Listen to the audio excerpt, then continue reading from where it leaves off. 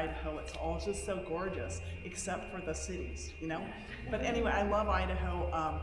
I actually have only lived in Idaho technically for 6 years, but for the previous 18, I lived about 30 feet from Idaho in Newman Lake on the Idaho-Washington border.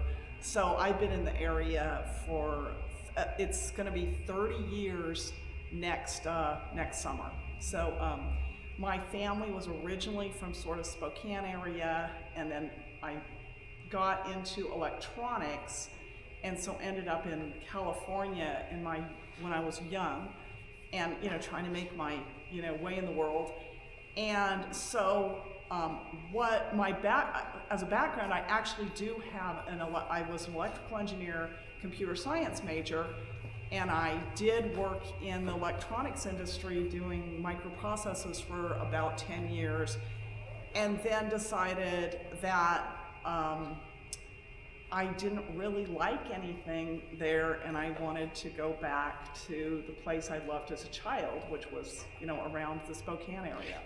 So and raise my children. So then I quit my job in electronics, had 5 children. I spent 25 years homeschooling. So in terms of politics, I mean, homeschooling is kind of where you go, I really just want to mind my own business. I'm not really interested in getting involved in all this nonsense that these crazy people are involved in. I'm just going to go study history and geography and be around these wonderful people who are actually raising, decent children to the best of their ability. And that's what I did for 25 years. Then my kids grew up, and I had to reface the fact that the world that they're growing up in is not the world that I grew up in, and it's not the world that I intended them to grow up in. And then I had to get my foot back in politics. But what I've been focusing on for about 5 years is not elections, but rather smart cities and the surveillance state. Call it Agenda 21. You guys all know what I'm talking about, right? And in that sense, I didn't do electronics for 25 years, and I dug it all up again because so much of this technical tyranny, it really actually helps tremendously to have a technical background. Partly to understand, to have an understanding of what they're really doing and what the technology is capable of, but also not to be backed down and not to be buffaloed by people who lie to your face and say that something is safe that isn't safe, or something is not being stored. Don't worry, we've deleted all the data. You can laugh in their face if you have an electrical engineering degree, and I know exactly what it means to delete data. It's removing the link to the data. The data never gets deleted. It's always there, it's always snoopable. Once they've got your data, there's no deleting, there's no going back. So all the data they're collecting on us electronically, in every way, our medical records, our facial characteristics, everything that they have online is all open to abuse. So I know that, and nobody can tell me otherwise. So that's kind of how I've been using my electronics background. Oh, this was the slide where I was supposed to introduce myself, by the way.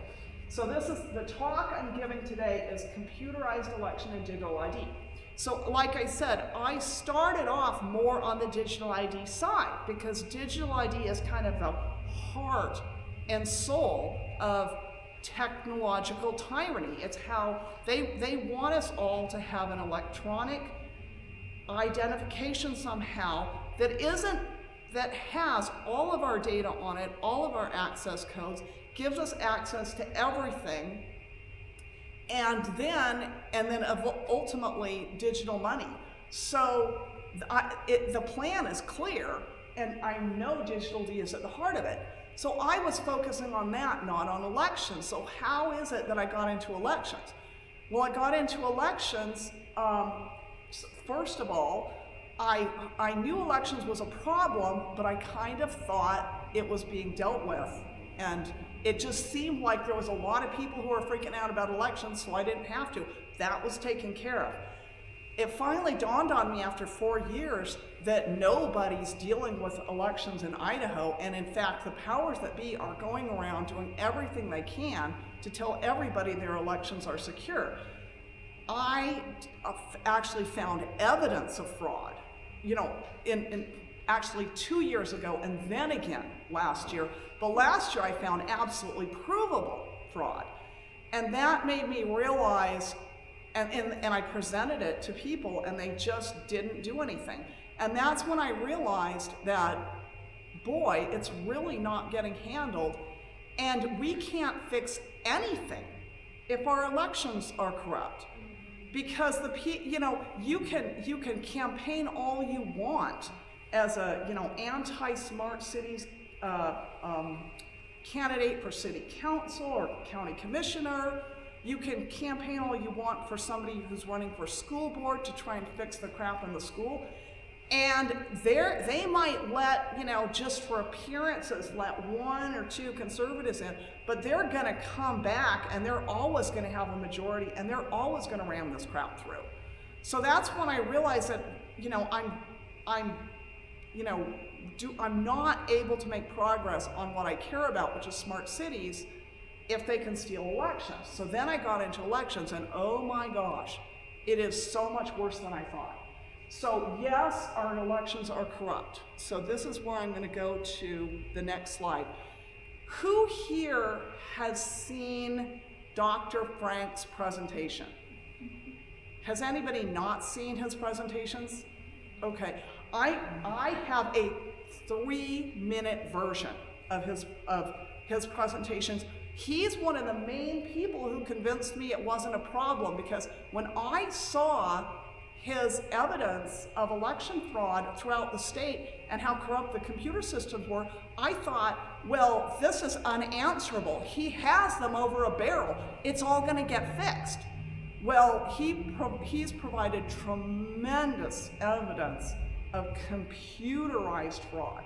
And this is very, very important, because what our leaders want to do is they want to talk about illegals voting, and they want to talk about absentee ballot fraud, and they want to talk about out-of-state money, and they want to talk about anything but computerized fraud. Our problem in Idaho is computerized fraud. That is how we're losing elections. It's all done by computers. He went through all of the data, and he's a mathematician. He found the algorithm that he was able to plot the elections. But basically, he's a mathematician. He went through all the election data for all of the states. He found that every single state had its own algorithm, and once he figured out the algorithm of how election data was being added to the voter rolls in one county, he could predict how that data was being added in every single county. And so he could, and then then he was taking the 2020 data. He could predict the number of ballots that were being cast in every single county, That's impossible, okay? So this could only be done by computers, okay? So what his conclusion is that in the Secretary of State's office, it's all being done at the state level. So we think that our elections are being run by the counties. And we think that, I mean, if you read the code, you're supposed to be adding the people to the voter rolls county by county. You're supposed to be sending out developing the polling records county by county. You're supposed to be registering new things county by county. It's not being done that way. It's being done, the software in the elections office is overriding everything. So there's, okay, hold on.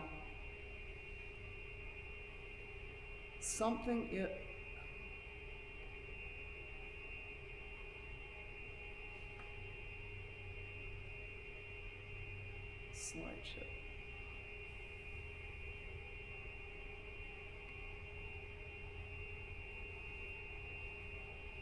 Hold on. I'm presenting myself as an electrical engineer, and I'm messing up the most basic things. So that shows you. Okay, so.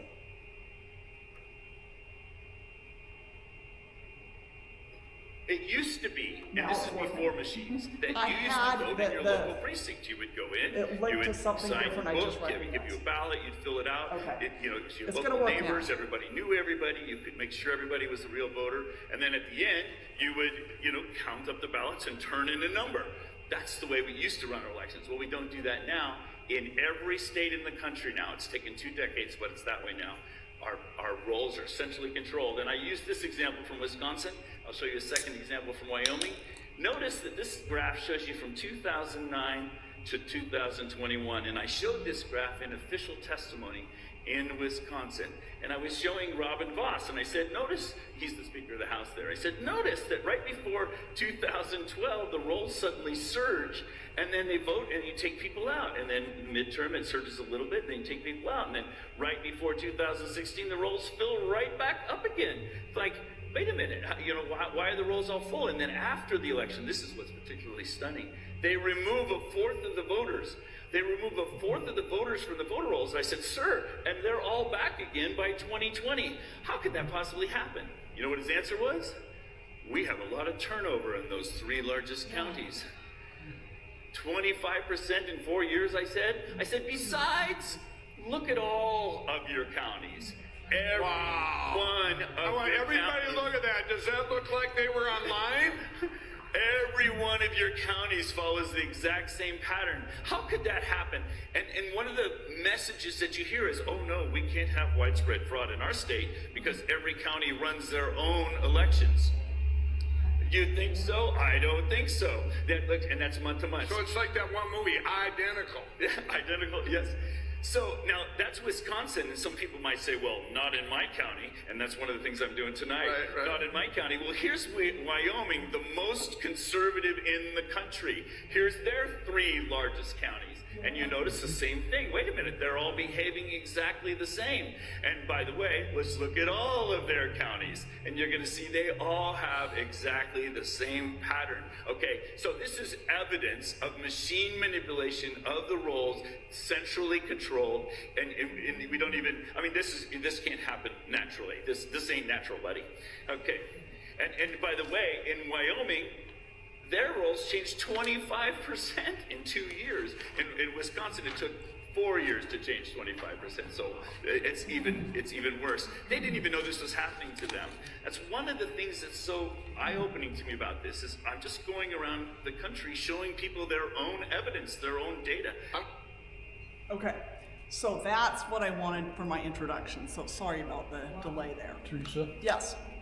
I have 1,700 voters right here from Boundary County, right here on my clipboard, that matches that. Yeah. And that was before I met you. Yeah, and I looked into this as soon as I saw this 3 years ago. I looked into it. I did it for Kootenai County. I couldn't believe it. The churning of the voter rolls, it's absolutely there. It's right here in Idaho, and the reason he did Wyoming is one of the best, most honest run elections that he found. And when he did all these statistics, and even their stuff is all messed up. So, do you have a question? Why do they have voter rolls? What? Why do they have to have voter rolls? Counties, it used to be that every county had its own voter rolls, and that they weren't dealt with at the state level. But then somebody had this brilliant idea that, the county's voter rolls might be corrupt. So if we put them all together at the state level, we can look for duplicates and people who have moved. It was all intentional. They wanted, you've always had corrupt counties, and if you have corrupt election officials in your county, you're gonna have corrupt elections.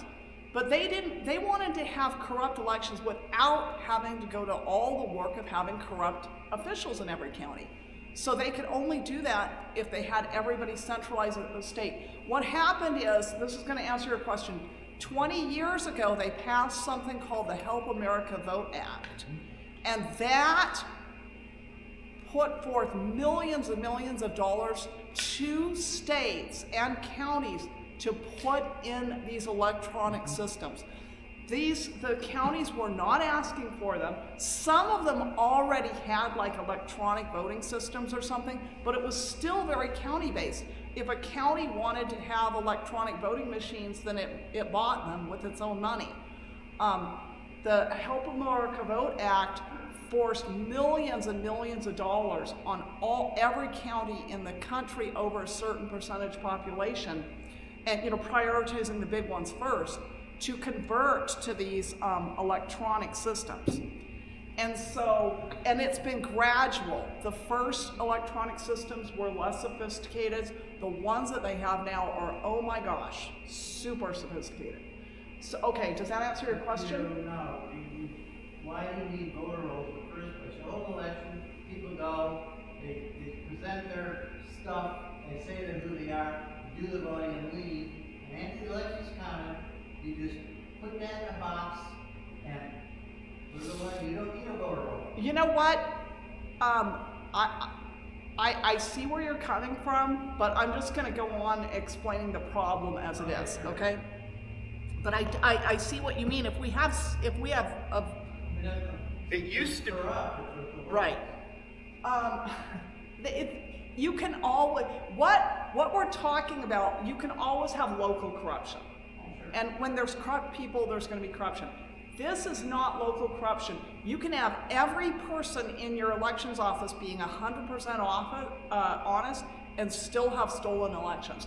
That's what we have. It's all done by computer. Okay? So what happened when I first got involved in the election fraud about a year ago is I focused on the tabulator fraud. And the company I was focused on most was called ESS. And that happens to be Boundary County's tabulator too. And I found so many problems with ESS. Essentially, the county clerk was 100% trusting everything. This is just in Kootenai County, I'm not saying the Boundary. But the county clerk was just totally trusting the technicians from ESS. And we went in there and said, well, what version of software are you running?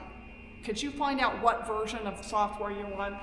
She had no idea that there was no records whatsoever of what the software was actually running or when it had been updated. Because basically she just signed a contract for $5,000 or something, and a technician came and did that for her, and all she had was a receipt that she paid for somebody to update it. And so the idea that you would not even have records of who had last interacted with the machine just boggled my mind. There was about 20 other things with that I won't go into now because I want to talk about something else. But when just looking at one aspect of the elections tabulators, when I was just looking at ESS, I found tons of problems. The issue with tabulators, though, is a lot of the tabulator problems can be solved at the county level, because if you have a clerk who,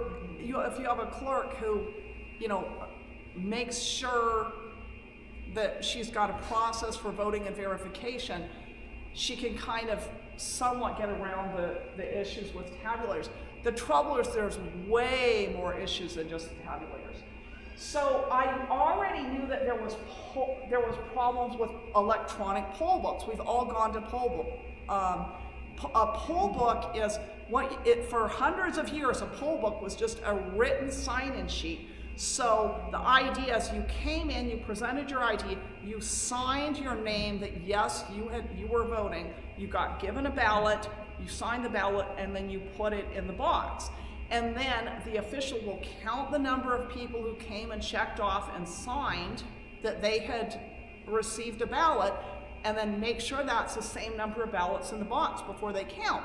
The reason you need to do that is to make sure that some bad guy just didn't stuff in 20, 50 ballots here, right? Makes total sense. And you need a record of who voted, right? You don't want anonymous people coming in voting, right?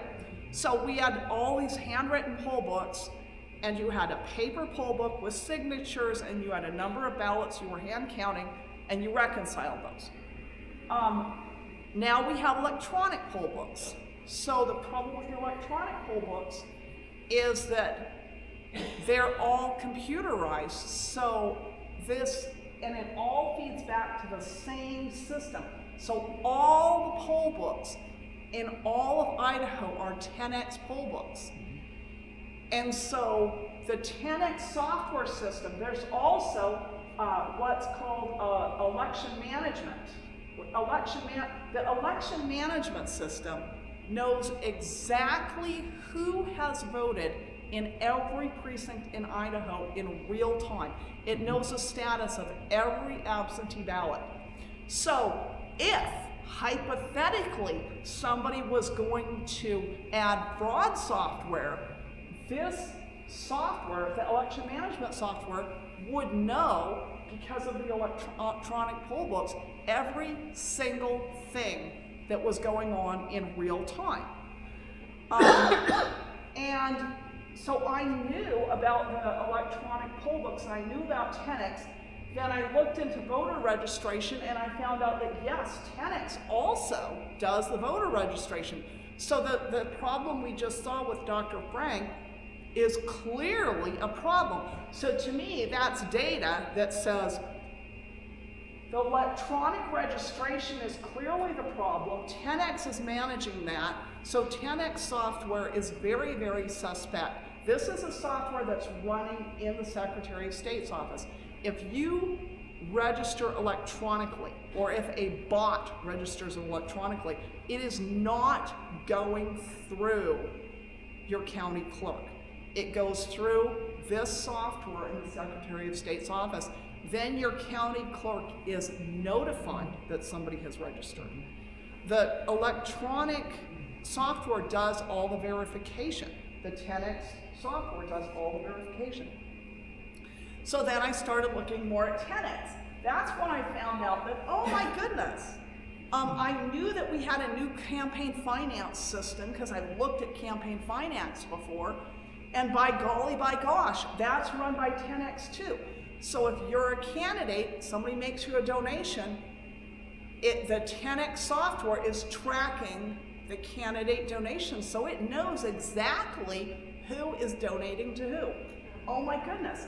Oh, and it manages the election in terms of the software, the clerks and the Secretary of State can log in, and they can see the website, and it's telling them exactly who's voting, how many times, when the counting's done, how much it's been counting. That's all the election management system. That's all done by 10x.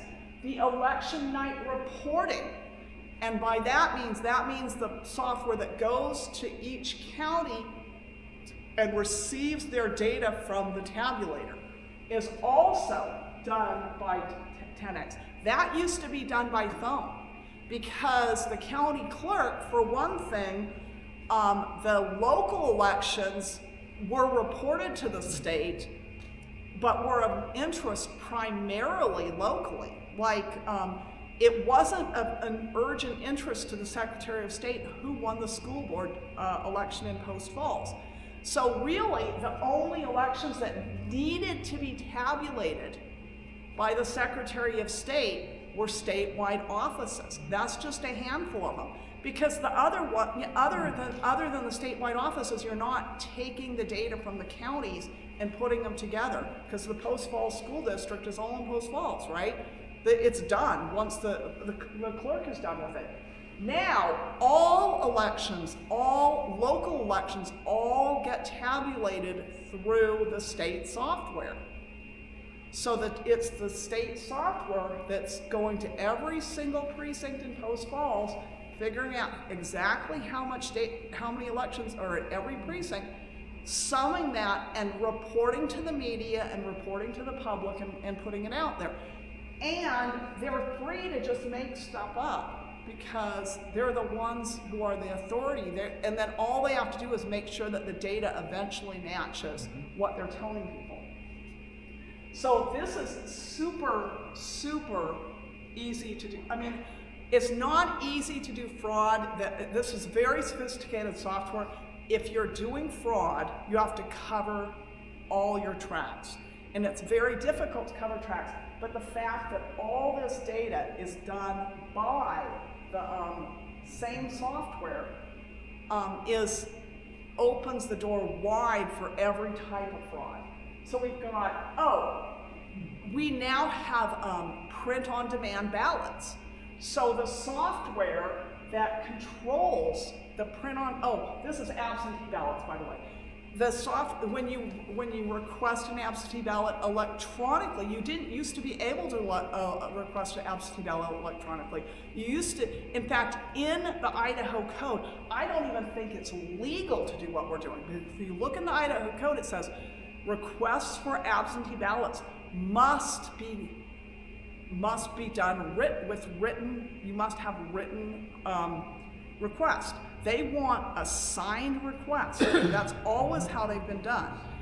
And right now, anybody can just type in with no proof of who you are and just request an absentee ballot. And this software tracks those, so it takes those requests, it mails them out. It basically sends the data to whoever's mailing those out. It tracks it when they come in, and it manages the signature verification. So this software is completely managing all of the absentee ballots. There's also a on-demand ballot printing. So there's printers in every elections office that can print ballots on demand. So the data to create a ballot is there. The legal paper to create a legal ballot is there. And this software controls that and tracks how many ballots have been printed, right? Because obviously you need to know how many of your on-demand ballots have been printed, right? So the same software can do that. So that they've got, and the software actually interfaces with the tabulator. It doesn't actually, 10X does not do the tabulation, ESS does the tabulation. And when they tell you, don't worry, it's not on the internet, that means absolutely nothing, because there's many other ways to communicate wirelessly that are not on the internet. There's Bluetooth, I have a list, there's all these other protocols, including a protocol that is exclusive for the for the approved, what do you call it, critical infrastructure. For all the critical infrastructure, there's a whole wireless protocol for all of that. And so I'm not saying I know how that the ESS machines could be talking to the poll books or the local computer, but I've been in the elections office I've been in the elections office in Kootenai on election night, and I had an RF detector, and it's like, oh my God. So I was asking the clerk, she goes, oh yeah, there's wireless stuff all over the place, but it's okay, because the computer's not attached to the internet, so it's okay, don't worry about it. And then she wanted to show me how it wasn't attached to the internet, and I'm like, okay, this is just how wireless works. It's absolutely meaningless when somebody tells you it's not attached to the internet. Because you could even make up your own wireless protocol. I mean, an internet is just one of many wireless protocols, so that's garbage. Anyway, so this is what we have running in the Secretary of State's office, and this is a monstrously wide open tool for fraud. Not only that, it can cheat in more than one way. And I'm not going to go into all the ways that it can cheat, but you can, I mean, because that would be another half-hour lecture. But you can do only absentee ballot cheating, or if you can actually have the tabulator skew the absentee ballots, or you can add extra ballots and then stuff them in later if there's a recount. There's just all sorts of ways. But what you can end up with in election night is data that all adds up. The poll book numbers add up. The tabulator numbers add up, everything adds up, everything looks good, and it's fake. You can have that, and if you try to, how would you do with that if you lost an election? You'd ask for a recount, right? Well, according to Idaho law,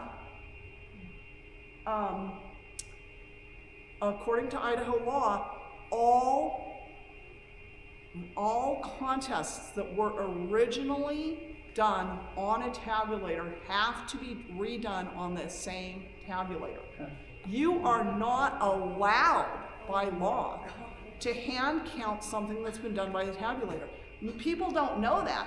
And so when I was claiming fraud in Kootenai County, people said, well, if you were really serious, you'd pay $7,000 for a recount. And I'm like, no, I actually talked to the clerk and said, well, just this once, could we just, could we just do it by hand? In fact, I had all these other ways where we could just count that would be really easy for her, and I'd handle it all. And no, we'll have to do it by the book. We're gonna have to, do a sample count and then count it on I have to follow the law. So it's like, well, in that case, just forget it. It's a complete waste of time. If the tabulator was programmed to cheat once, it can be programmed again, no problem. The other thing people know, they say, what they do random audits. Well, the audits are very limited. They're only done on statewide elections or countywide elections. No local elections are ever audited. Ever, guaranteed. So if you're running for city council, at no time is there going to be a random city audit of that, okay? And when they do audits, they select the race to check randomly, and the county randomly, and they only do a couple precincts and one race. They only do one race. So it's very, very limited. When they tell you they're auditing elections here in Idaho, they're not. They're doing practically nothing, and it's not going to ever find fraud okay. So, can things get any worse? Can things? This is as bad as it can get, right? Right? No, it gets a lot worse. Okay, how does it get worse? Well, because I think probably largely because if you look at the timing. When Dr. Frank was exposing all this fraud and people were saying, look, the voter rolls are corrupt, and everybody's saying they're corrupt, the Secretary of State said, don't worry, we're going to clean them up. We've got a way to clean them up, okay? This was last session, and it almost got by me because they snuck in, it was called House Bill 339, they snuck it in at the last minute in place of a different election integrity bill. That was just verified citizenship. And when I read this bill, it was 4 pages long. And it's enough to put most people to sleep. I don't know how many of you guys would be able to survive reading 4 pages of this bill, because it's all written in legalese and stuff. But I have superpowers and I can read really boring stuff. So I read it and my hair lit on fire because it allows mass data collection on all Idaho voters. Unbelievable. It basically allows the Secretary of State First, for the first section says you will get everything from the federal government and everything from the DMV and everything from the criminal, Office of Criminal whatever, so that we can make sure felons don't vote. And then they want the tax office stuff, so that they want to make sure that you're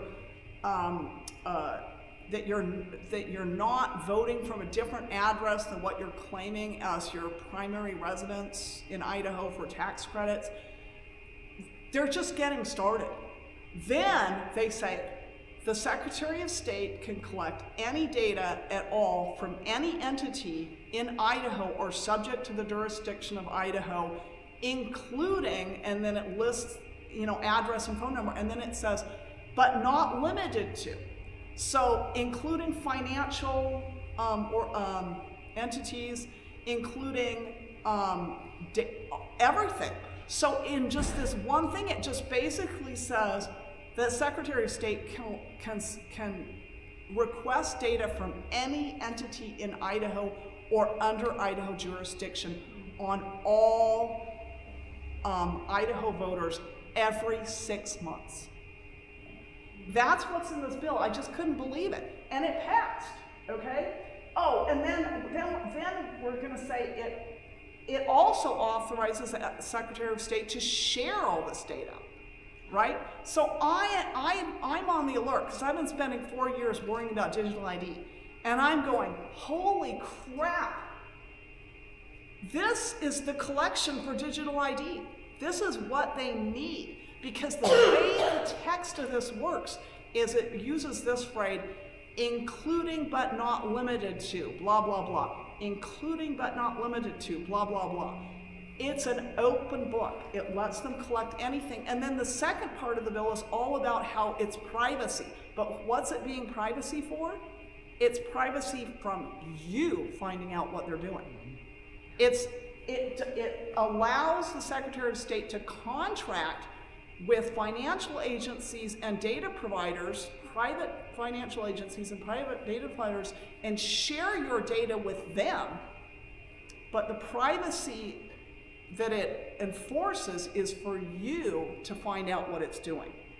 So I thought it was the worst bill I'd ever seen, and I've seen some really bad bills, and I complained about it, but it passed anyway, and they passed it the last week of the session, 2 days before the end of the session. Well, everybody was up in arms about medical freedom, right? So, and they told all the legislators that it was election integrity. We need this to make the election secure. We need this to make the election secure. So I was horrified. Then I found out, well, okay, what exactly? What are they going to do with the data? So then I went back to 10X and I looked at their voter registration data.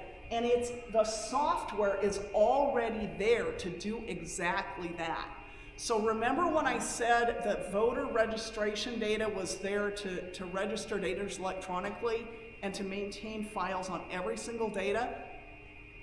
That data, I'll read this. Voter Central integrates with other agencies and information sources to facilitate and streamline list maintenance.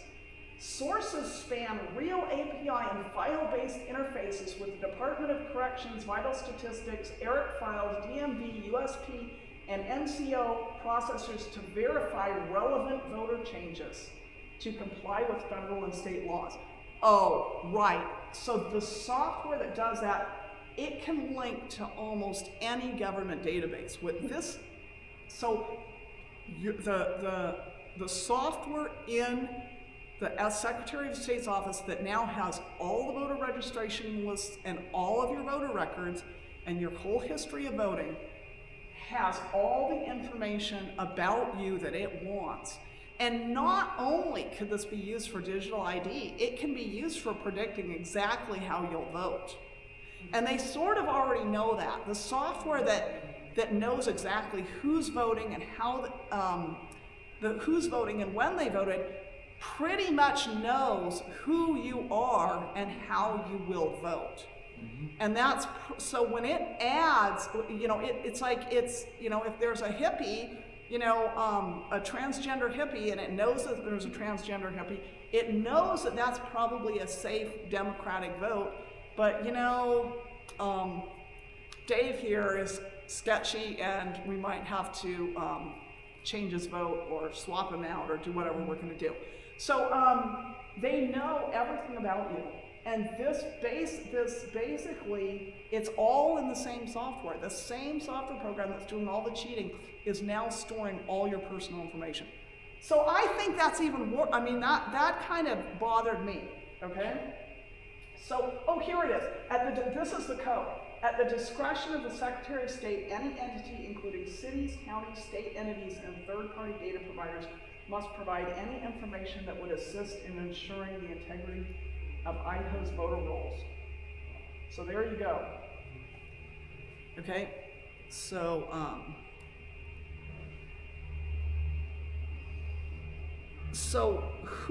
here's my next question. So who wrote the software? Okay? I'm researching 10x now, because now my hair's on fire. They have all my data. They know everything about me, and they're cheating in my elections. I want to find out about this company. Okay. 10x only has 70 employees. Is that enough employees to create this huge, gigantic network of snooping software and cheating elections and covering everything up? And I don't think so. I don't think so.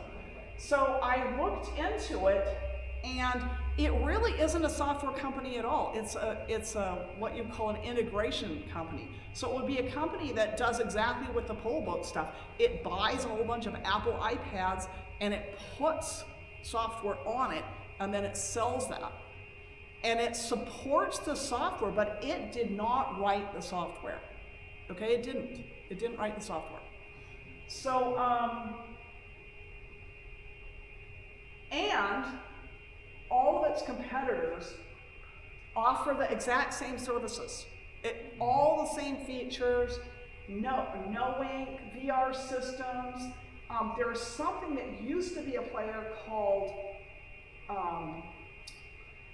Supervisor of Election Software, also located in Tampa, which happens to be owned by Skydle, okay? Now, I hadn't even heard very much of Skydle because everybody talks about, so I'm originally assuming that this is being done either by ESS or Smartmatic, because they're the ones with the big companies, right? And Skydle doesn't really exist anymore because it went bankrupt 4 years ago, doesn't exist, all gone. So, but I still didn't know, when I presented this a couple weeks ago, I didn't really know who was who. And I didn't really know who the software things were. But I did look into every single one of these. Every single one of these companies is privately owned, and in almost all cases, there's either a single proprietor who just owns it, or it's owned by private equity. So, and very sketchy. When you look in private equity, you're getting into sketchy people. It's really easy to find sketchy people, in private equity. But, so anyway, who do we think? Now, this is our best guess. Now, I don't have proof of this, but I'm tracing back the system and sequence of event, and especially since they bought this elections company in Tampa at about the same time that 10x really took off, and then they kind of closed down the election management stuff that they bought and just had 10x do it. And then about the same time they went bankrupt and got bought out, and their stuff got all spread to the wind, so you can't trace them anymore. But I got this from the website from 2018, because Skydle doesn't exist. I mean, it doesn't really exist as a website anymore. So I said, well, when this was all being done, what were they doing? But look at everything they're doing. It's just unbelievable what they do. I wanted to point out a couple things. Skydle not only does all of the things that we talked about, it does a whole bunch more, like kiosk voting and phone voting. I mean, it's going forward into a real all electronic world, right? And you know, e-polling, logistics, voter training, poll worker management, I forgot to mention that one. So it also, at the state level, they know who exactly is managing every single precinct throughout the whole state. So if in their cheating algorithms, they need to know who exactly is monitoring which precinct, and they have somebody who they know is a real stickler, maybe they're just not going to cheat in that precinct, right? They've got, but like, so they've got, they do the social media monitoring. Isn't that unbelievable? I mean, you hear about, you know, social media monitoring at things as part of election security as they look for misinformation. So this is just a one-stop shop of everything. The other things I found suspicious, and by the way, that I didn't prove that, but I'm following somebody else's proving, is that the election finance, you know, the whole process by which you track all the donations to a certain candidate, that same software is being used for smurfing. Do you guys know what smurfing is? Okay, so the smurfing is controlled here. The smurfing is controlled here. The social media monitoring is controlled here. Electoral consulting. This is something that ESS was offering, and we were actually using their services and paying somebody $8,000 or $9,000 to come and run the elections in Kootenai County. And that's been done for every single election. I think because I complained and screamed about it, maybe they didn't do it last time because he wasn't in the office when I was in the office. But for every other election, they've had a representative of ESS come and actually run the machines. So they have, you know, you can rent somebody to run your elections for you from their services. Okay, and so I talked about, so they do super shape, they do everything, or they did before they magically went bankrupt. Well, they went bankrupt even though they raised $130 million in 6 years, almost all from American private equity, even though they're based in Spain. And then they went bankrupt and sold off all their assets. So I don't know, this looks pretty shady to me. Weren't they the ones that got raided by the military a few years ago? Their servers got raided? In Munich? I think so. It was in Munich, yeah. Okay. I never heard any results from it. I didn't either, yeah. But it was part of that SIDO operation Yeah. through the satellite network. Yeah. Well, they, what year was it though? Because they split up the company in 2020. So that their assets got sold to a whole bunch of different I think it was in people. 16. What? I think it was in 16. No, it was since 2020. Okay, so.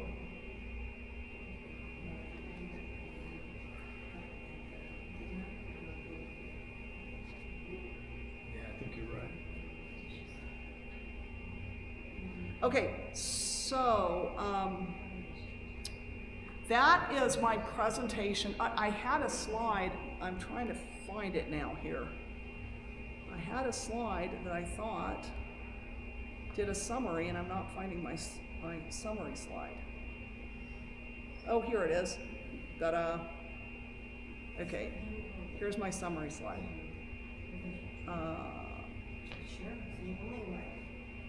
Okay, so for my summary, we need to stop the data collection, meaning rescind the worst parts of 339.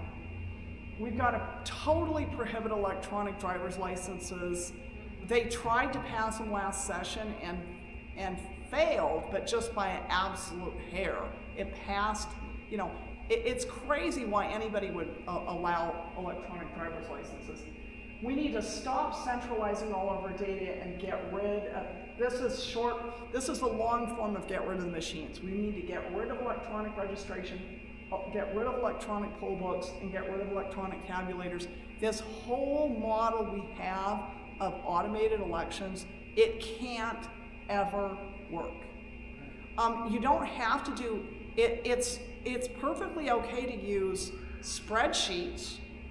There's off-the-shelf data software that you would, if you were running an election as an office, if you were running a hardware store, you would have spreadsheets and you would keep your customers and your vendors and your, the number of things you sold. I mean, there's a lot of data to running a hardware store, and you need computers to help. So there are tasks that can be computerized, but that's a far cry from having all election data in Idaho go to one program controlled by the Secretary of State. So I'm not totally against computers. I use computers all the time. But there's a big difference between using commercial off-the-shelf things that are purchased, bought, and run at the county level and having state software.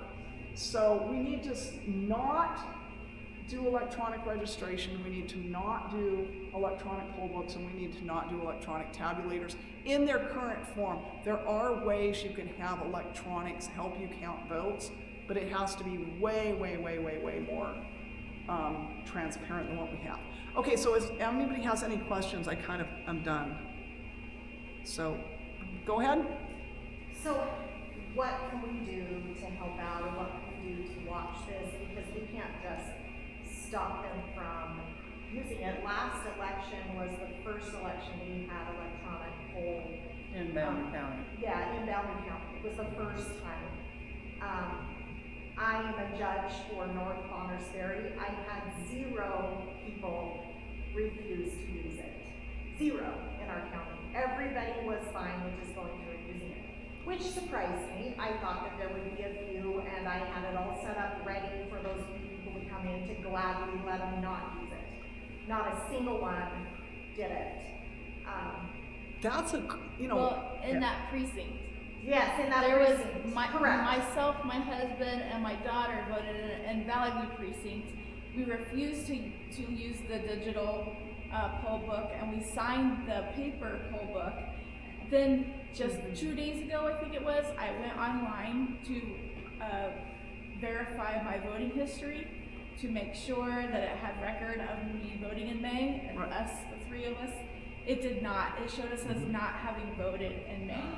What? Yes. Yeah. Okay,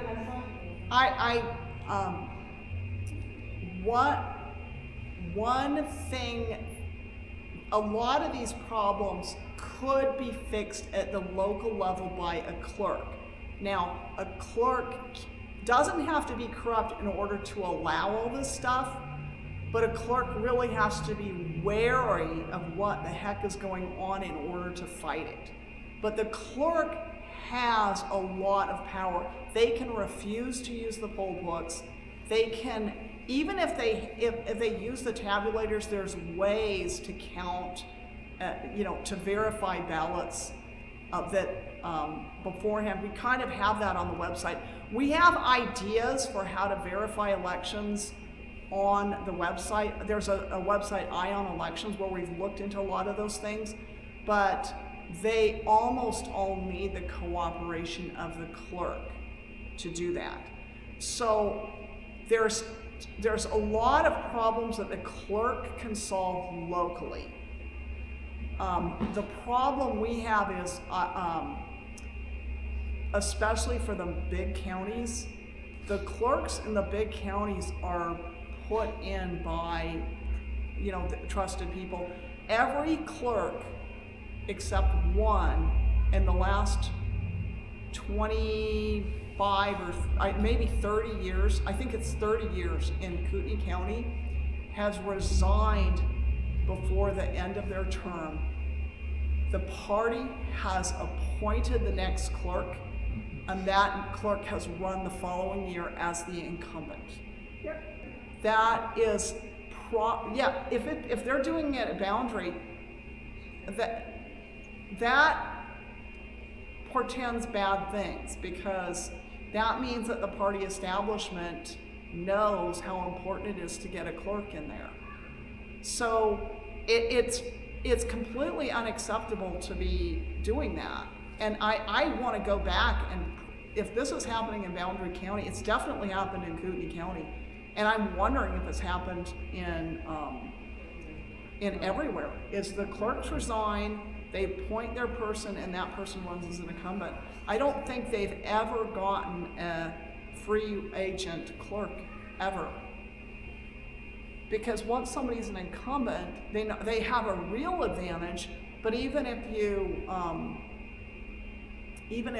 vote that the clerk is the one who's running the election, so they're going to win, Oh, I didn't do anything, But yeah, so it's a difficult. So clerks are a good clerk could solve a ton of problems.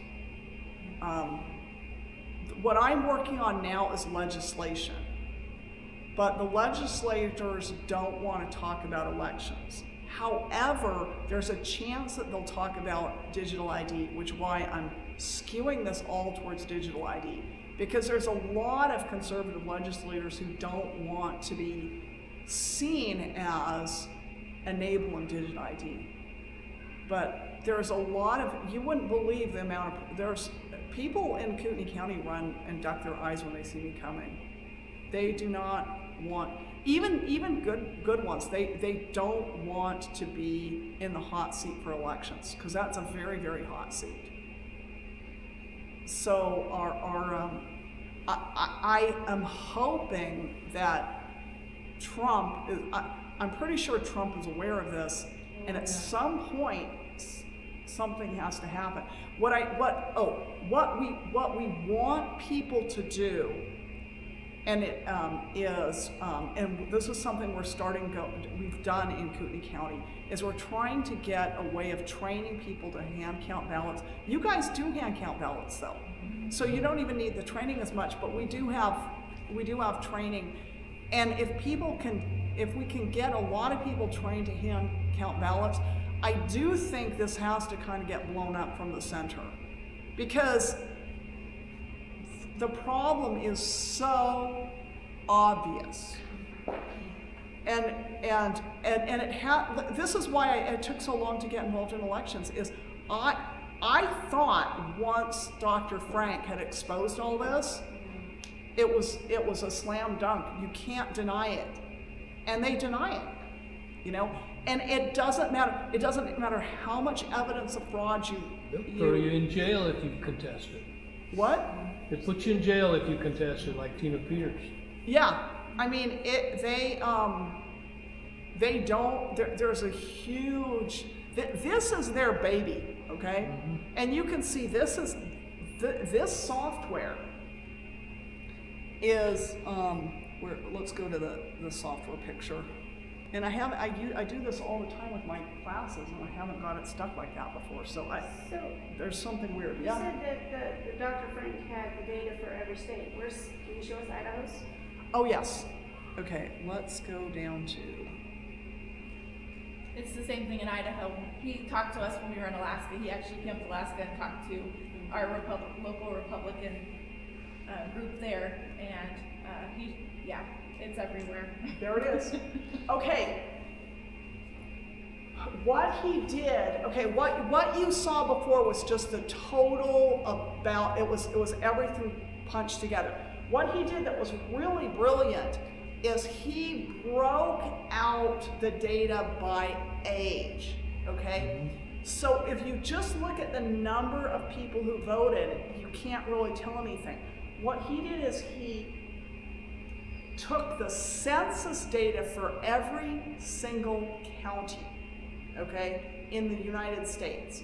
So there's a census data, and the census data is broken out by age, so it knows how many 17-year-olds, how many 18-year-olds, how many 19-year-olds, how many 20-year-olds. And so he breaks everything out by census. Then he wanted to see if there was, too many 56-year-olds registered to vote for that county. What if the county has a million, a shortage of 56-year-olds and there's too many 56-year-olds enrolled, then you know that's a problem. What he found is that there was an algorithm, and it wasn't 100%, but every age had a slightly different number. So let's just say the 18-year-olds had 78% registered, and the 20-year-olds had, 82% registered, and the 21-year-olds. So once you know how many 20-year-olds, what the percentage of registered 20-year-olds are relative to the census data, you can predict with perfect accuracy exactly how many 20-year-olds are registered in every county in the state. That's not natural. And that's true for the 21-year-olds and the 22-year-olds and the 23-year-olds. And it's not the same percentage because, of course, they need it to not be obvious. Because this one looks random, right? This looks kind of random, it always has, those old folks are always up around 100%. And there's reasons for that, right? It's much more credible, it's not really more credible, but all the way up to 90, 100% of 90s are registered to vote. But it's worse, because then he did the same thing with the number of ballots cast. And exactly the same thing. Once he found out how many ballots were cast as a percentage of the number of registered voters, and see how it 100% matches, it's because this is a exact percentage of the function of the number of voters. So that 100% can't be, and again, this is predicting not just registration fraud, but actual computerized voter fraud. They're adding ballots. And I have another slide, I don't know if I have it here, where I did this analysis for Kootenai County, and sure enough, 2016 is when we approved electronic poll books and electronic registration. And at that time, exactly that time, there's just this big spike in the number of registrations. Now, everybody says, oh yes, but there's so many new people in Idaho. It's like, well, the big spike in growth really wasn't, and we've been growing steadily until 2020. 2016 was not when the spike in population was, but it's when the spike in registrations was. Here. Yes. Same here, I did the same. So I haven't noticed anything of that, but since we've been here in Boundary County, my husband ran for precinct, for the Republican Party representative for Naples, and he had called for a recount. He had lost by Yes. 3 votes. When he went in to have the recount, there were 4 absentee voters, 4 of them. Right. When I ran for library board, was it 23. 21, something like that? 23. There were so many absentee voters, and at that time, and like the vote before, we lose our elections through absentee voters. Every single precinct will vote one way, and then the absentee will flop it to completely the opposite. That's I've seen that so many times since then. It hasn't been that way since. That's exactly what's happening in Kootenai County too. Just absolutely insane differences. In the voting style. And I don't know where that's coming from. And the percentage of voters hasn't really changed. Now, I haven't counted the number of people voting, but the percentage really hasn't changed. that's the key. That's exactly what I found. The number of people registered spiked, and the turnout stayed exactly the same. So you go, but there's not been any more turnout. It was always 78% turnout or 65% turnout. It's exactly what it's always been. Right. But the number of registered people versus the population spiked over about a 2-year period to a much higher level and continues to spike, and then the turnout is held steady. And I'll go look and be like, okay, who's one in the precinct that's put on the door, because we put it all on the door. It's like, well, it's gonna be the opposite person. Okay, and I'm gonna tell you even worse news, because I tracked down a race in Hayden, Idaho, because they absolutely had it, you know, that happen in Hayden. The losing candidate won in every single precinct, in all 7 precincts, and lost by so much in absentee voting that they lost the election, which is absurd. So, Hayden has almost no apartments. I mean, it only has a few apartments. Everybody, it's a very suburban, you know, it's mostly people, you know, a lot of retired people, nice suburban homes, you know, super low crime rate. So I looked up all these absentee voters. They were real people. But they were almost certainly people who did not actually vote or register. What they're doing when they're registering fake people, they're not registering fake people. They are registering non-voters who actually exist. From this list right here. Yes. And I'm trying to do analysis now to see if there's ways to figure out exactly from the registration date and the voter behavior who is likely to be the frauds. But what you have to actually do is knock on every door and say, did you actually get an absentee ballot? And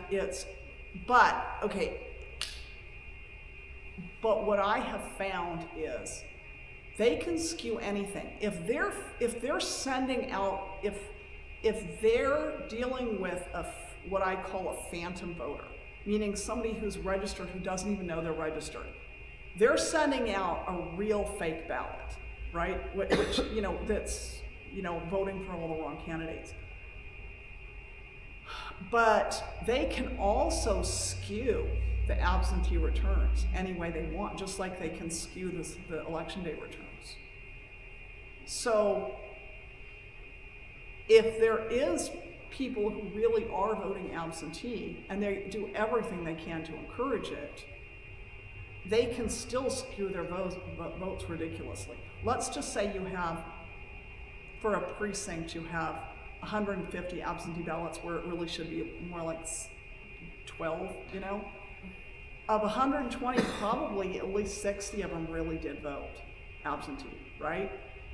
And the other 6 might be phantoms. Well, it doesn't matter how those people voted. The machines can just skew them as much as they want. So not even all of, because when I looked at the Hayden election, it was insanely skewed. It was just absolutely insane. And I think there were a lot of older voters, and they might have voted absentee, but I don't even think they. So they can combine these ways of you can't ever assume that the numbers you're seeing match the number of ballots that exist or the number of counts. They can make those numbers up. They prefer not to. If they can do it with just phantom absentee skew, they'll do that. But if they're going to steal an election, they're going to skew they'll skew in-day voting, they'll skew absentee, they'll skew whatever they need to skew, or they'll just make up votes that don't exist. Yes. From my research. That's the one. Go ahead. Okay. Sorry. Okay. Yes. Well, from my research, Idaho didn't even keep statistics on how many absentee voters there was. It didn't, because they didn't really. Before COVID. Right. Right.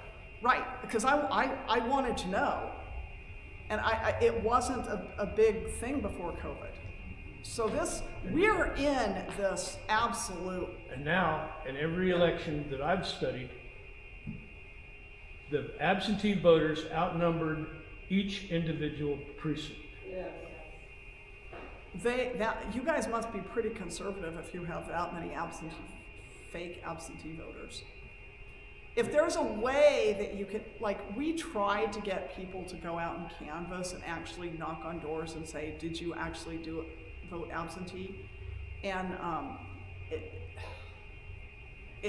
we finally went out and we only got 30 people out of 150 we needed to talk to, and we didn't get the data we needed.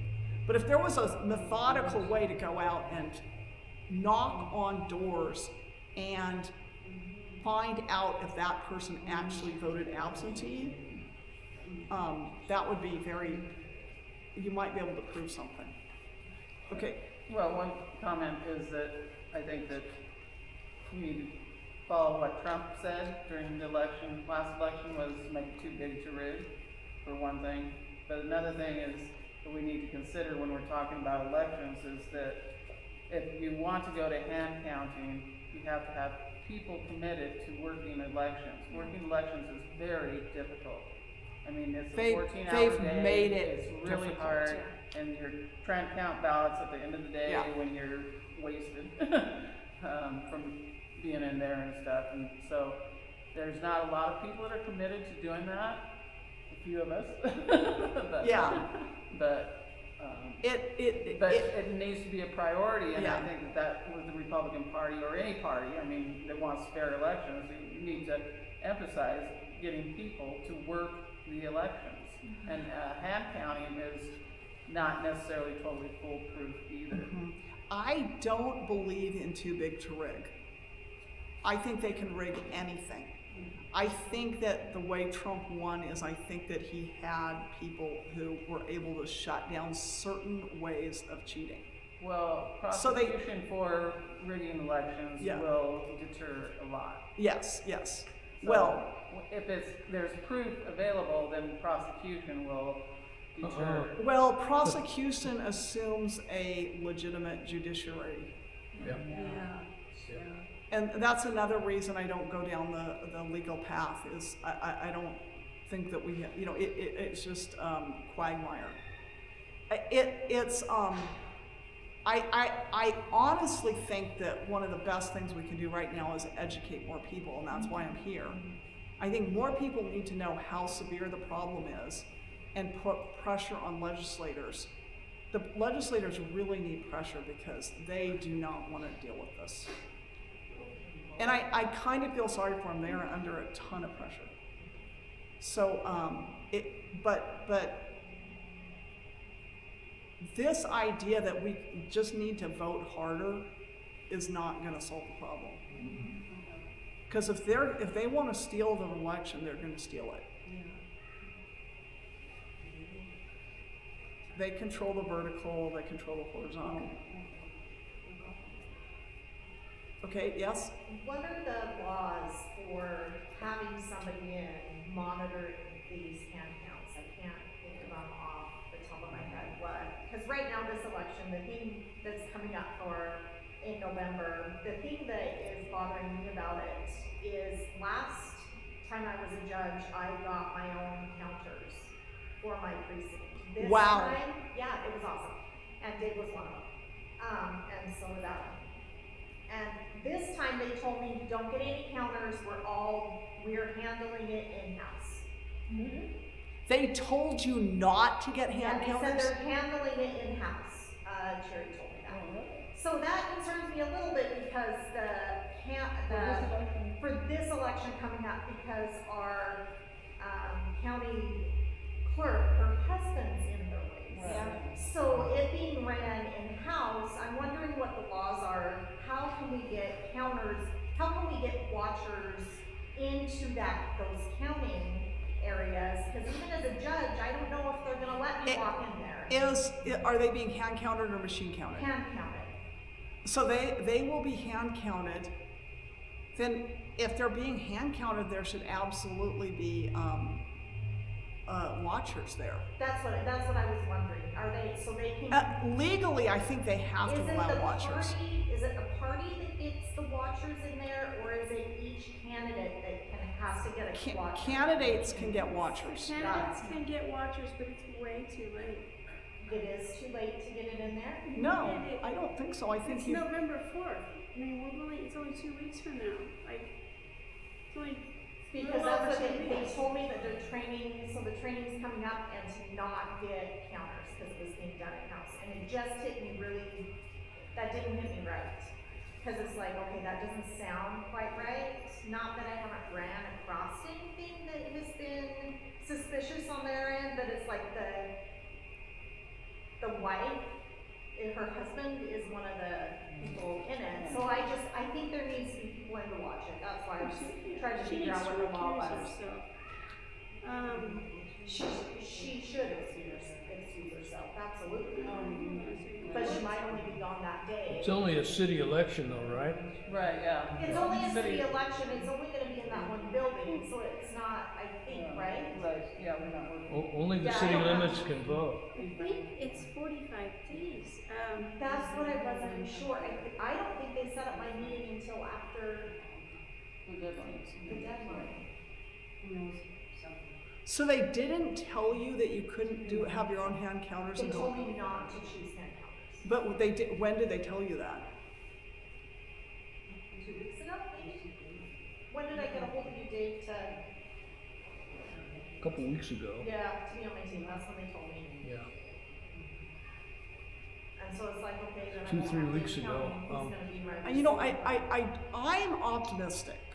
I'm very optimistic that things are gonna get cleaned up, because if Trump was able to save his own election, he must have mechanisms. I don't know why these incredibly corrupt computers are still allowed to exist. I don't know why it wasn't his top priority. But on the other hand, I don't know, you know, there's a lot I don't know about what's going on at the federal level. I believe that ultimately that this will be exposed. But I do want to say, I would like to be able to sit there and go, come on, all we have to do is this or that and we can win. And over and over and over, I just want you guys to know that we are dealing, that there are problems in Idaho that are very, very severe, and people who have brought overwhelming evidence, even locally, of fraud have been completely brushed off. And so there is, I appreciate the Republicans for inviting me here, but the Republican Party has serious, if the Republican Party wanted to fix the problem would have been fixed a long time ago. And that goes for the highest leadership in the Republican Party. So,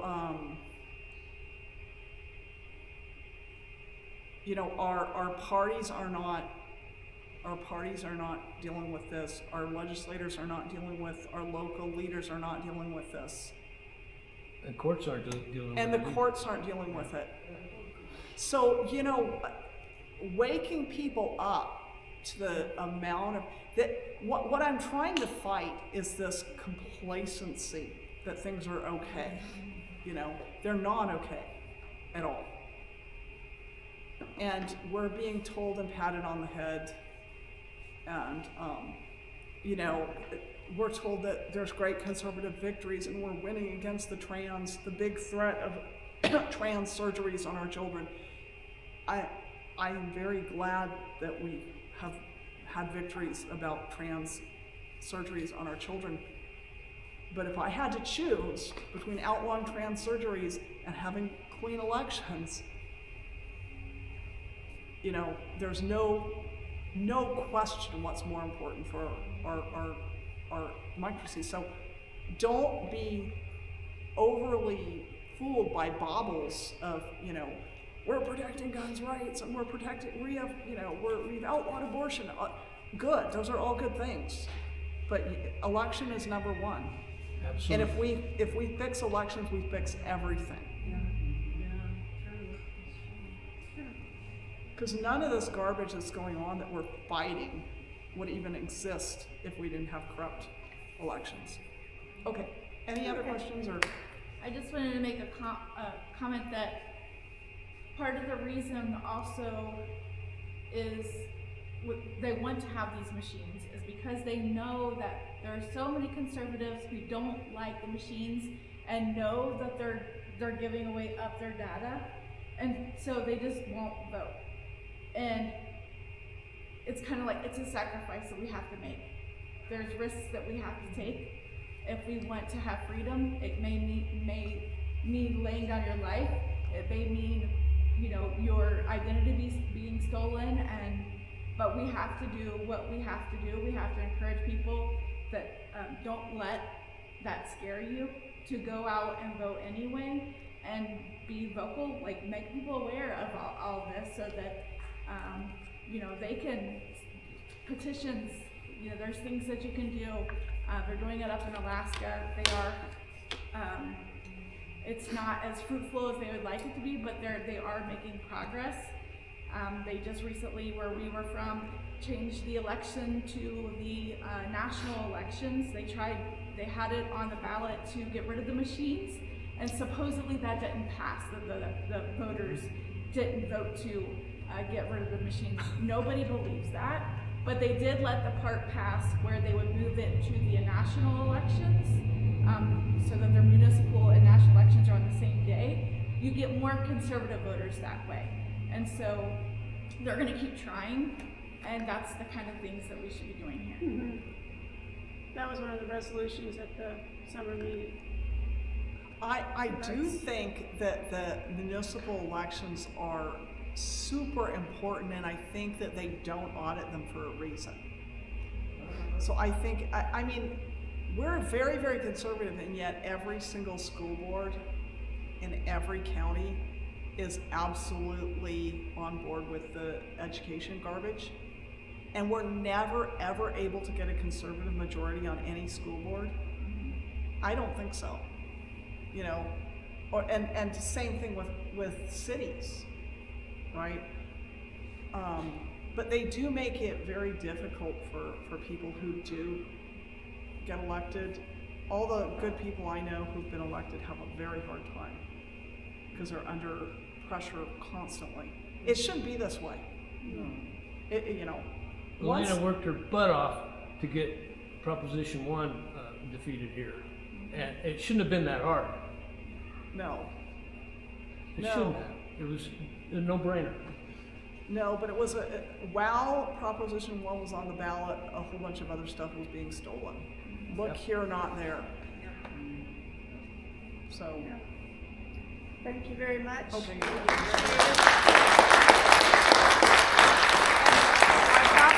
I have flyers and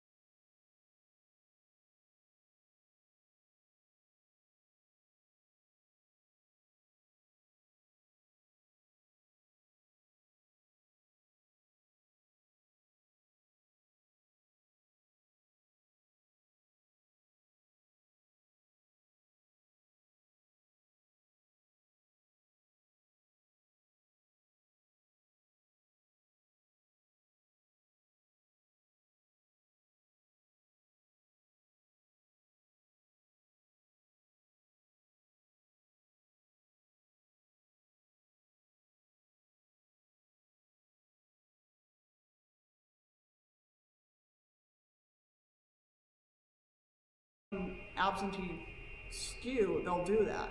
But if they're going to steal an election, they're going to skew they'll skew in-day voting, they'll skew absentee, they'll skew whatever they need to skew, or they'll just make up votes that don't exist. Yes. From my research. There was a Go ahead. woman. Oh, Okay. sorry. That's right. Okay. Yes. Well, from my research, Idaho didn't even keep statistics on how many absentee voters there was It didn't, because they didn't really. before COVID. Right. Right. Right. Because I wanted to know, and it wasn't a big thing before COVID. So we're in this absolute. And now, in every election that I've studied, the absentee voters outnumbered each individual precinct. You guys must be pretty conservative if you have that many fake absentee voters. If there's a way that you could, like, we tried to get people to go out and canvass and actually knock on doors and say, did you actually vote absentee? And we finally went out and we only got 30 people out of 150 we needed to talk to, and we didn't get the data we needed. But if there was a methodical way to go out and knock on doors and find out if that person actually voted absentee, that would be you might be able to prove something. Okay. Well, one comment is that I think that we need to follow what Trump said during the last election was make it too big to rig, for one thing. But another thing is that we need to consider when we're talking about elections is that if you want to go to hand counting, you have to have people committed to working elections. Working elections is very difficult. I mean, it's a 14-hour day. Made it it's really difficult. hard, and you're trying to count ballots at the end of the day when you're wasted from being in there and stuff. And so there's not a lot of people that are committed to doing that. A few of us. But it needs to be a priority, and I think that with the Republican Party or any party, I mean, that wants fair elections, you need to emphasize getting people to work the elections. And hand counting is not necessarily totally foolproof either. I don't believe in too big to rig. I think they can rig anything. I think that the way Trump won is I think that he had people who were able to shut down certain ways of cheating. Well, prosecution for rigging elections will deter a lot. Yes. So well, if there's proof available, then prosecution will deter. Well, prosecution assumes a legitimate judiciary. Yeah. And that's another reason I don't go down the legal path is I don't think that it's just quagmire. I honestly think that one of the best things we can do right now is educate more people, and that's why I'm here. I think more people need to know how severe the problem is and put pressure on legislators. The legislators really need pressure because they do not want to deal with this. And I kind of feel sorry for them. They are under a ton of pressure. So, but this idea that we just need to vote harder is not going to solve the problem. Because if they want to steal the election, they're going to steal it. They control the vertical. They control the horizontal. Okay, yes?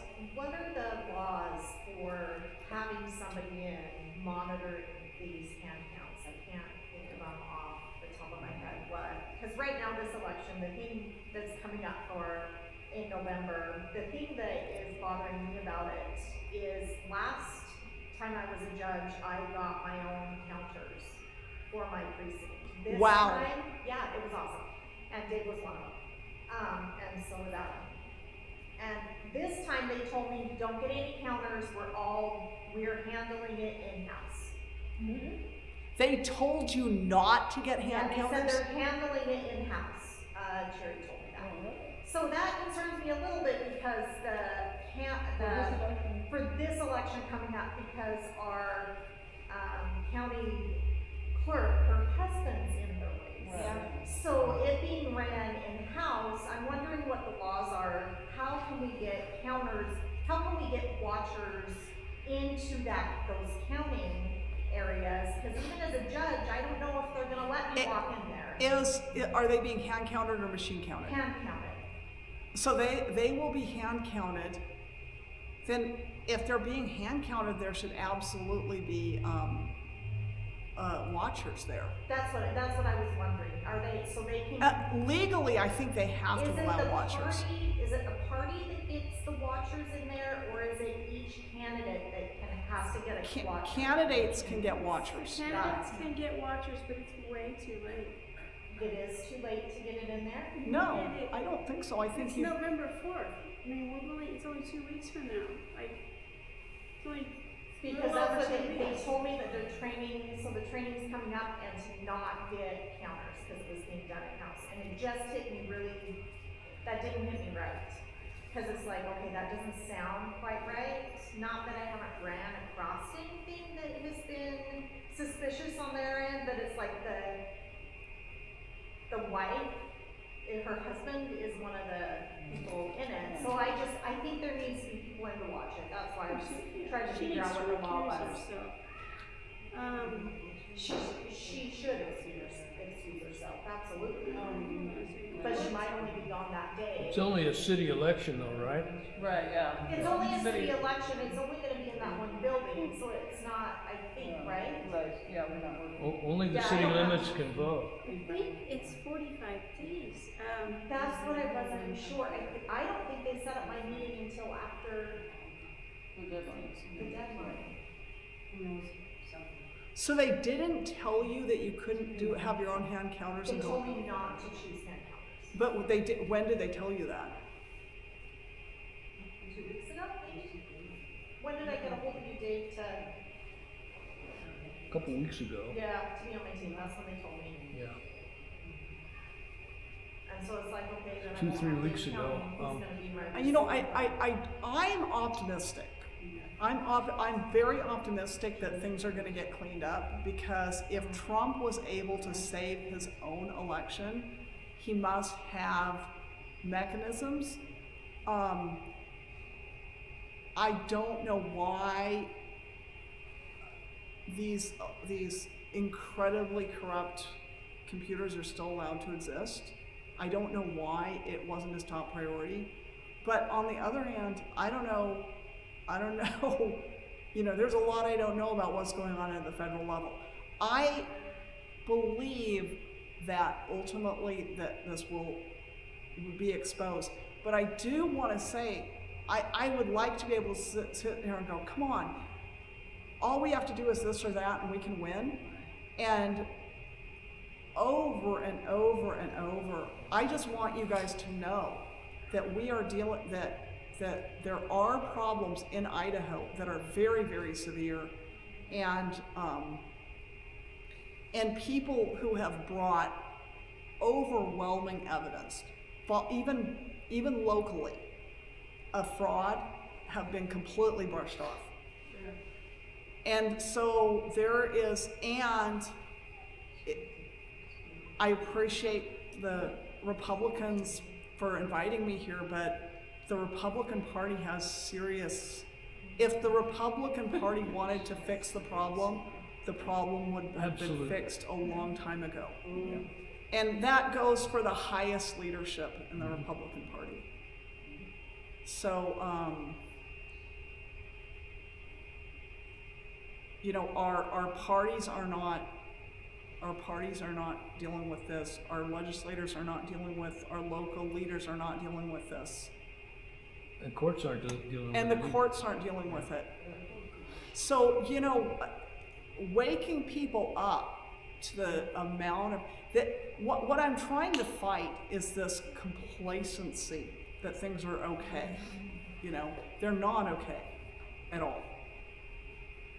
And we're being told and patted on the head, and you know, we're told that there's great conservative victories and we're winning against the trans. The big threat of trans surgeries on our children.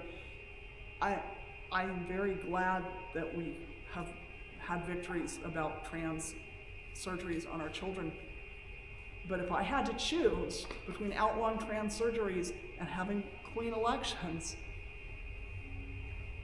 you know, there's no question what's more important for our democracy. So don't be overly fooled by baubles of, you know, we're protecting guns' rights and we're protecting, we've outlawed abortion. Good, those are all good things. But election is number one. Absolutely. And if we fix elections, we fix everything. Because none of this garbage that's going on that we're fighting would even exist if we didn't have corrupt elections. Okay, any other questions or? I just wanted to make a comment that part of the reason also is they want to have these machines is because they know that there are so many conservatives who don't like the machines and know that they're giving away up their data, and so they just won't vote. And it's kind of like, it's a sacrifice that we have to make. There's risks that we have to take. If we want to have freedom, it may mean laying down your life. It may mean, you know, your identity being stolen, but we have to do what we have to do. We have to encourage people that don't let that scare you to go out and vote anyway and be vocal, like make people aware of all of this so that you know, they can petitions, you know, there's things that you can do. They're doing it up in Alaska. They are, it's not as fruitful as they would like it to be, but they are making progress. They just recently, where we were from, changed the election to the national elections. They had it on the ballot to get rid of the machines, and supposedly that didn't pass. The voters didn't vote to get rid of the machines. Nobody believes that, but they did let the part pass where they would move it to the national elections, so that their municipal and national elections are on the same day. You get more conservative voters that way, and so they're going to keep trying, and that's the kind of things that we should be doing here. Mm-hmm. That was one of the resolutions at the summer meeting. I do think that the municipal elections are super important, and I think that they don't audit them for a reason. So I think, I mean, we're very, very conservative, and yet every single school board in every county is absolutely on board with the education garbage. And we're never, ever able to get a conservative majority on any school board. I don't think so. You know, and the same thing with cities. Right? But they do make it very difficult for people who do get elected. All the good people I know who've been elected have a very hard time because they're under pressure constantly. It shouldn't be this way. You know. Elena worked her butt off to get Proposition 1 defeated here. And it shouldn't have been that hard. No. It shouldn't have. It was a no-brainer. No, but it was while Proposition 1 was on the ballot, a whole bunch of other stuff was being stolen. Look here, not there. So. Thank you very much. Okay.